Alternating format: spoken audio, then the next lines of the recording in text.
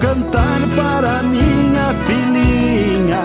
Nesta hora o coração dispara, porque o amor que eu sinto por ela neste mundo nada se compara.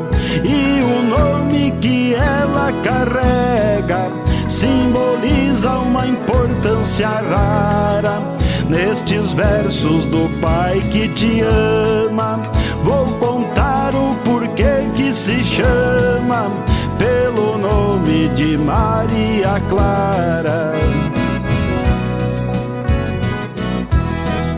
Seu primeiro nome é de Santa, Mãe das Mães, que é a Virgem Maria. E não foi por um mero acaso que o seu nome assim se inicia. É um nome que ninguém se esquece, todo mundo chama todo dia. Foi aquela que então deu a luz ao nosso menino Jesus, que agora está sendo seu guia.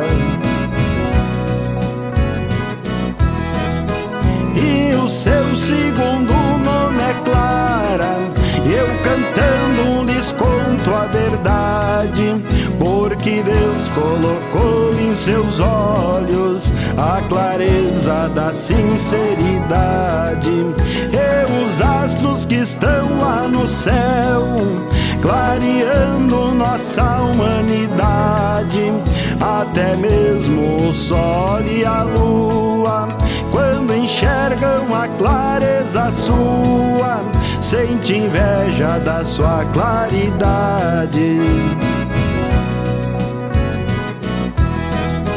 Foi assim então, Maria Clara, que deixei o seu nome explicado, e o meu sonho de um casal de filhos Deus tornou sonho realizado.